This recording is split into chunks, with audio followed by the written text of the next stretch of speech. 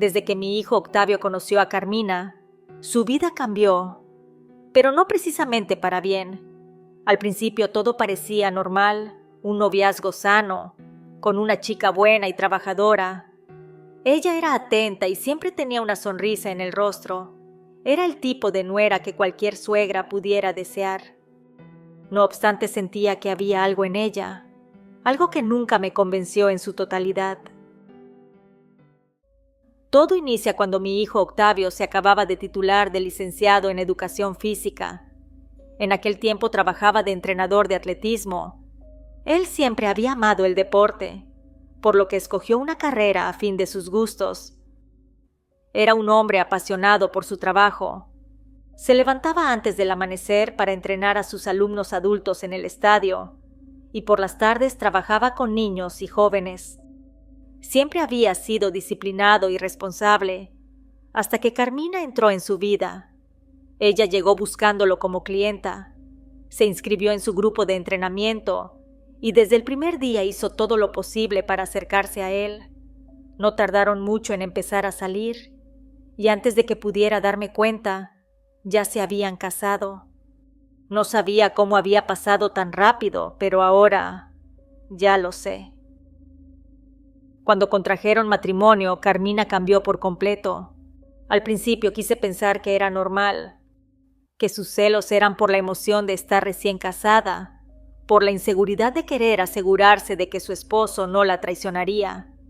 Pero con el paso de los meses, lo que pensé que era una fase se convirtió en una obsesión. Carmina no soportaba que Octavio estuviera lejos de ella. Si él se levantaba a las 4 de la mañana para entrenar, ella se enojaba, le hacía escenas, insinuaba que la engañaba con alguna alumna o con las madres de los niños que entrenaba. Comenzó a visitarlo en su trabajo constantemente, primero con la excusa de llevarle café o desayuno, pero en realidad iba a vigilarlo. Si lo veía hablar con alguien más, su expresión cambiaba y después le hacía reproches en casa. Pronto, los cambios en Octavio se hicieron evidentes. Al principio era sutil, se mostraba más distraído, olvidaba cosas simples, como citas o tareas del día a día. Luego, empezó a volverse inquieto, desesperado cuando no estaba con Carmina, como si necesitara su presencia para poder respirar. Después, lo que tanto temía sucedió. Dejó de entrenar en las mañanas para evitar problemas con Carmina. Ahora solo trabajaba por las tardes, pero ella estaba ahí todo el tiempo, sentada en las gradas, observándolo con ojos vigilantes, sin permitirle espacio. Y eso no solo afectaba su economía, sino también su libertad física y emocional. Yo sentía que algo no estaba bien. Octavio comenzó a alejarse de nosotros. Casi no me llamaba por teléfono y cuando lo hacía, sus respuestas eran cortas, como si tuviera prisa o estuviera vigilado. Los domingos, que antes eran días familiares, se convirtieron en días en los que siempre tenía una excusa para no venir. Primero decía que estaba cansado, luego que tenía cosas que hacer con Carmina, y después, simplemente, dejó de contestarme. Yo trataba de darle su espacio, pensé que solo estaba ocupado con su nueva vida de casado. Quise creer que era normal, que con el tiempo volvería a ser el mismo, pero no fue así. Cada vez que lo veía, notaba algo diferente en su persona. Su mirada ya no era la misma. Sus ojos, antes llenos de energía, ahora se veían apagados, con unas ojeras profundas que lo hacían parecer más viejo. Su postura, antes firme y segura, se había vuelto más encorvada, pero lo que más me preocupó fue su cuerpo. Octavio siempre había sido disciplinado con su alimentación y ejercicio, pero ahora lo veía distinto. Su físico, antes marcado por el entrenamiento constante, empezaba a cambiar. Había ganado peso, pero no en músculo sino en grasa. Su abdomen, que antes era firme, ahora lucía abultado, y sus brazos ya no tenían la misma definición. Un día, Cuando logré que viniera a casa, no pude evitar mencionarlo. Le dije que lo veía diferente, que había subido mucho de peso y que sentía que algo le estaba pasando, que yo era su madre y podía confiar en mí. Él desvió la mirada y se encogió de hombros. Sí, mamá, he estado comiendo diferente. Carmina me prepara mis comidas, me dijo con tono cortante. Yo fruncí el ceño y le dije que cuando estaba en casa, yo le cocinaba lo que él me pedía. Cuidaba su dieta y que ahora parecía otra persona. Su expresión cambió. Por un momento vi en su rostro un destello de duda, de conciencia, pero desapareció en un instante. Estoy bien, mamá. Carmina me cuida. Su respuesta fue seca, cortante, como si no quisiera seguir con el tema, pero yo sabía que algo más estaba pasando. Después de unos minutos dijo que tenía que ir a hacer unas diligencias y que le daba gusto verme. Así pasaron los meses, y mi hijo ya no era el hijo que conocía. Octavio siempre había sido alegre, bromista, de esos hombres que iluminaban un lugar con su sola presencia, pero ahora estaba ido. Cuando lograba hablar con él, lo sentía distante, como si sus pensamientos estuvieran en otro lugar. Las pocas veces que platicábamos, Carmina lo interrumpía con cualquier excusa, y él de inmediato volteaba a verla, como un niño que espera aprobación. Un día, no pude más y lo enfrenté. Le llamé a su celular y le dije que necesitaba que viniera de inmediato. Cuando llegó le pedí que se sentara en la sala a mi lado, porque quería hablar seriamente con él. Le dije que lo veía distante, distraído, que era otro hombre, que desde que se casó había cambiado, y no para bien. Él sonrió, pero su sonrisa no era la de antes.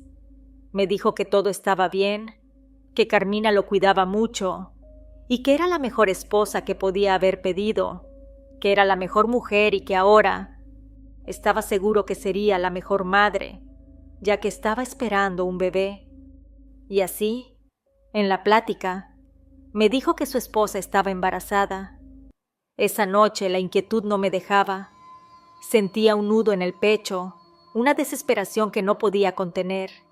Sabía que algo estaba mal con Octavio, pero no encontraba la manera de abrirle los ojos. Sin pensarlo mucho, me puse un suéter, tomé mis llaves y salí rumbo a la casa de mi vecina Josefa. Ella siempre había sido como una hermana para mí, alguien con quien podía hablar sin miedo. Apenas toqué la puerta, me abrió con esa mirada de preocupación que solo tienen las personas que de verdad te quieren. «Pasa, comadre, te ves muy inquieta», me dijo con tono de preocupación. Entré sin decir nada y me senté en una silla de la mesa que estaba en su cocina. Josefa me sirvió un café sin preguntarme si quería. Sabía que lo necesitaba. «Es Octavio», le dije con un nudo en la garganta, que ya no era el mismo de siempre, que desde que se casó con esa mujer, algo cambió en él. Se había alejado de nosotros, casi no me llamaba. Ya no venía los domingos a comer en familia y lo peor, estaba descuidado, con una mirada apagada, como si estuviera enfermo. Josefa me miró en silencio, dejándome hablar. Continué diciendo que siempre habíamos sido muy unidos él, su hermano y yo, que desde que su padre nos abandonó, me había partido el alma para sacarlos adelante, con trabajo, con desvelos, con esfuerzo, y ahora esa mujer lo tenía embobado, que no sabía qué le había hecho, pero que sentía que mi hijo no era mi hijo, y que para acabarla de amolar, ahora me había dicho que su esposa Carmina estaba embarazada. Le dije que me daban ganas de desgreñarla, de decirle unas cuantas verdades en su cara, pero jamás lo haría. Yo tenía educación y valores, no iba a rebajarme a su nivel. Josefa cruzó los brazos y me observó con seriedad. Me dijo que todo eso era muy raro, que no quería meterme ideas en la cabeza, pero que todo parecía que mi hijo tenía una brujería, que su esposa tóxica seguramente lo estaba trabajando desde antes de casarse, pero que ahora que vivían juntos, le era más fácil domarlo con brujería. La miré sorprendida. Esa posibilidad ni siquiera había cruzado por mi mente. Brujería, repetí, como si la palabra me supiera amarga en la boca. Entonces empecé a recordar cada detalle, la forma en que Octavio había cambiado de la noche a la mañana, cómo se había distanciado de todos, su mirada vacía, su dependencia enfermiza hacia Carmina. En pocas palabras, Josefa tenía razón. Mi hijo no era mi hijo, y esa mujer estaba detrás de todo. Al día siguiente, a la hora de la comida, decidí hablar con mi otro hijo. Él aún estaba en la preparatoria, pero ya tenía edad suficiente para entender lo que estaba ocurriendo. Mientras comíamos, lo observé con detenimiento, tratando de encontrar las palabras adecuadas. No quería asustarlo, pero tampoco podía callar más. Le expliqué lo que sentía, de cómo Octavio se había alejado de nosotros, cómo su mirada se veía apagada, perdida, y de que ya no era el mismo. Para mi sorpresa, mi hijo ya había notado lo mismo. No hacía falta convencerlo. Él también sentía que algo no estaba bien con su hermano. Entonces le pedí ayuda. Le dije que investigara, que preguntara, que buscáramos juntos a alguien que nos pudiera orientar. Yo haría lo mismo. No podía quedarme de brazos cruzados viendo cómo Octavio se perdía. Pasaron un par de días y finalmente dimos con alguien. Nos habían pasado el contacto de un chamán en la Ciudad de México, un hombre que, según nos dijeron, podía ayudarnos. No lo dudé ni un segundo y llamé de inmediato. La voz al otro lado del teléfono sonaba tranquila, segura. Me dijo que llevaba años ayudando a personas en situaciones similares, que conocía los efectos de los amarres, los hechizos de sometimiento, y que, si lo que sospechaba era cierto, aún había esperanza para mi hijo. No podía esperar más. Al día siguiente tomamos el primer autobús a la Ciudad de México. Mi hijo no fue a la escuela, y yo dejé todo lo pendiente en casa. El viaje se sintió eterno, como si cada kilómetro nos alejara más de lo que conocíamos y nos acercara a un mundo que jamás imaginé pisar. Cuando llegamos, lo primero que me sorprendió fue la edad del chamán. Yo esperaba encontrarme con un hombre mayor, pero en su lugar nos recibió un hombre que no pasaba de los 30 años. Nos atendió con una calma impresionante. Su casa era pequeña, pero tenía un ambiente distinto, casi místico. Todo en ese lugar parecía tener un propósito, como si cada objeto estuviera ahí por algo más que simple decoración. Nos ofreció asiento y, sin perder el tiempo, nos pidió que le contáramos todo. Con el corazón apretado, le relaté cada detalle. Cuando terminé de hablar, el joven chamán me dijo que, por lo que le contaba, era casi seguro que Carmina le estaba dando algún tipo de polvo o toloache líquido. Explicó que esas sustancias tenían un efecto poderoso sobre las personas, haciéndolas más dóciles, manipulables, incapaces de cuestionar lo que les rodea. Con el tiempo, la víctima pierde la voluntad, dejando de ser quien era. Eso explicaba por qué Octavio ya no tomaba decisiones por sí mismo, por qué había abandonado su rutina y se había aislado de todo y de todos. El chamán no perdió el tiempo.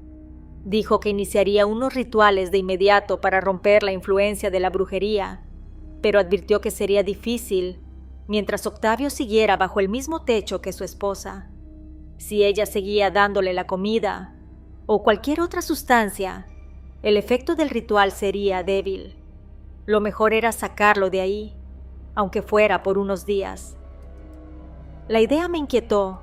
Pensaba en cómo podría convencerlo de que se fuera de su casa sin levantar sospechas.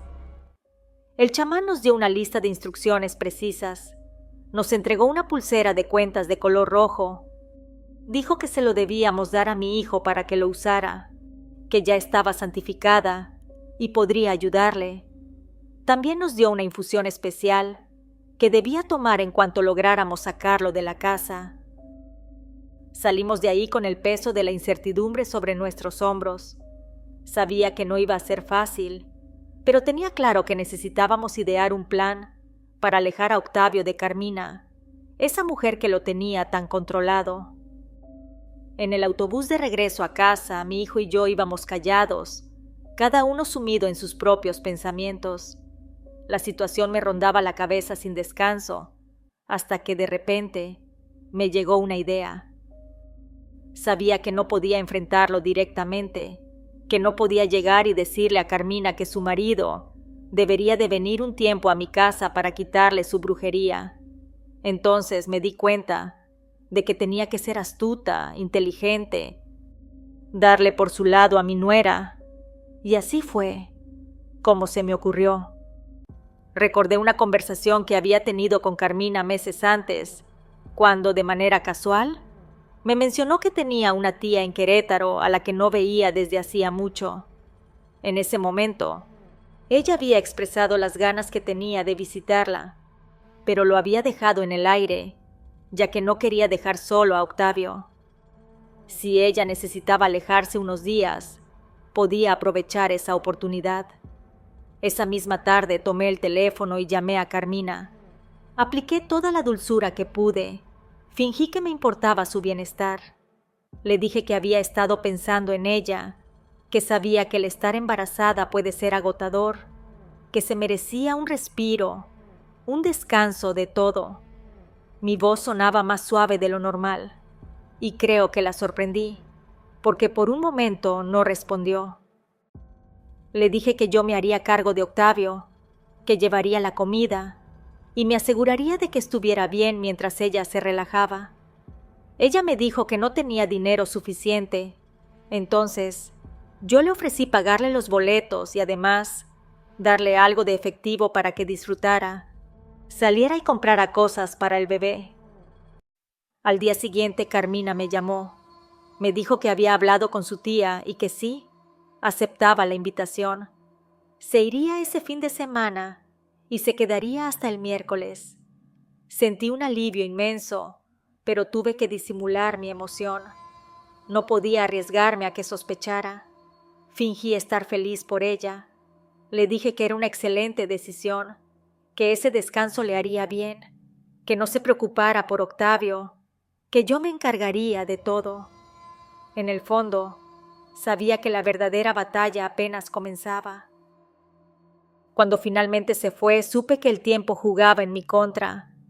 En cuanto Carmina se alejó, llamé a Octavio. Le dije que quería verlo, que me preocupaba por él, que su cuarto en casa seguía intacto, esperándolo. Al principio dudó, como si la sola idea de estar lejos de Carmina lo inquietara, pero insistí, con paciencia, con esa dulzura que solo una madre sabe usar cuando su hijo está en peligro y no se da cuenta. Tardó en responder, pero al final aceptó. Cuando lo vi cruzar la puerta de la casa, me puse muy feliz, porque ahora haría todo lo posible para quitarle la brujería de su esposa tóxica. Le preparé su comida favorita. Hablé con él como si todo estuviera bien, sin presionarlo. Y cuando llegó la noche, comencé con lo que realmente habíamos planeado. En su café que le gustaba tomar en la noche, agregué la preparación que el chamán me había dado. Nada que lo dañara, nada que alterara su cuerpo, solo lo necesario para empezar a romper aquello que lo mantenía atado a Carmina. La primera noche no noté cambios, tampoco la segunda, pero el tercer día vi algo diferente. Por primera vez en mucho tiempo, Octavio durmió profundamente. Ya no deambulaba en la casa, ya no tenía esa expresión ansiosa cada vez que su teléfono sonaba. Incluso me pareció verlo sonreír mientras desayunábamos. Fue leve, apenas un destello de lo que solía ser mi hijo, pero fue suficiente para darme esperanzas. Esa noche le pedí mucho a Dios que Carmina se quedara más tiempo en Querétaro. No quería que regresara todavía, no cuando por fin empezaba a ver un cambio en mi hijo. Y como si mis plegarias hubieran sido escuchadas, Al día siguiente Octavio recibió una llamada de ella. Le decía que su familia había decidido hacerle una comida el sábado para celebrar el nacimiento de su hijo. Tenía ya 6 meses de embarazo y después le sería difícil viajar, así que se quedaría unos días más. Apenas colgó, sentí un gran alivio. Tendría más tiempo para seguir ayudándolo. No dudé en llamar al chamán y contarle lo que estaba pasando. Me dijo que seguiría ayudándome a la distancia, que esa separación momentánea era clave, que lo íbamos a aprovechar para debilitar aún más la influencia de la brujería. Y entonces, casi como si fuera un milagro, una noche, mientras cenábamos, Octavio habló. Me dijo que no sabía qué había pasado, que sentía un cambio ahora que vino unos días a la casa, que cuando Carmina estaba cerca, se ponía ansioso, que la necesitaba ver, pero ahora que ella estaba lejos, no la extrañaba tanto. Sus palabras fueron un rayo de luz en medio de la tormenta. Por fin, estaba despertando. No quise presionarlo, no quise decirle lo que ya sabía, pero asentí con calma y le dije que se escuchara a sí mismo, que pensara en lo que realmente quería. Los días pasaron y la distancia entre él y Carmina se hizo evidente. Ya no la llamaba con la misma frecuencia. No se preocupaba si ella tardaba en responder. La desesperación con la que antes hablaba de ella se había desvanecido. Y entonces, cuando Carmina regresó, todo cambió. Desde el primer momento, las cosas no fueron iguales. Octavio ya no la miraba con la misma devoción, ya no le seguía cada palabra como si su vida dependiera de ello. Carmina lo notó. Vi en su rostro el desconcierto, la forma en que trataba de atraerlo, de hacer que todo volviera a ser como antes. Pero no funcionó. Las peleas comenzaron casi de inmediato. Octavio se quejaba de su control, de su forma de asfixiarlo. Me confesó que se sentía atrapado, que había dejado de dar clases por sus celos y que ahora el dinero no les alcanzaba, que no podía vivir así. Después de semanas de tensión, una noche llegó a casa con una maleta. Me dijo que quería regresar. Yo le dije que era bienvenido y lo abracé fuerte, con el alma rota pero al mismo tiempo aliviada. Los días pasaron, y aunque al principio Carmina intentó manipularlo para que regresara, sus intentos fueron inútiles. La brujería ya no tenía efecto sobre él. La separación se volvió definitiva, y poco después iniciaron los trámites de divorcio. Pero el golpe más fuerte llegó cuando, después de todo lo que había pasado, Octavio decidió pedir una prueba de paternidad. No podía explicarlo, pero algo dentro de él le decía que tenía que hacerlo.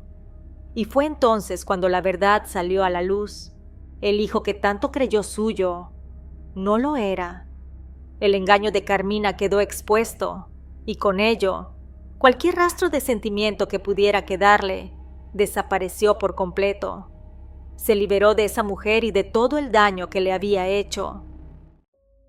Hoy, mi hijo volvió a ser el de antes. Retomó su pasión por el deporte, se especializó aún más en su carrera y hasta terminó una maestría en nutrición deportiva. Lo veo feliz, con una paz que creí que nunca recuperaría. Todavía no se ha vuelto a casar. Me dice que después de todo lo que vivió, prefiere tomarse su tiempo, conocer bien a la persona antes de dar otro paso importante. Y yo, por mi parte, estoy tranquila, porque logré quitarle de encima a esa esposa tóxica que casi lo destruye. Y aunque Carmina desapareció de nuestras vidas, siempre tendré presente lo que pasó, porque ahora sé que hay personas capaces de hacer cualquier cosa con tal de retener a alguien. Pero también sé que, con fe y determinación, incluso la brujería más fuerte puede romperse. Si te ha agradado la historia, te invito a dejarme tu like y suscribirte si todavía no lo has hecho. Y si me escuchas en Spotify, regálame 5 estrellas para llegar a personas que no me conocen. Nos escuchamos pronto. ¿Y tú? ¿Vives con el miedo?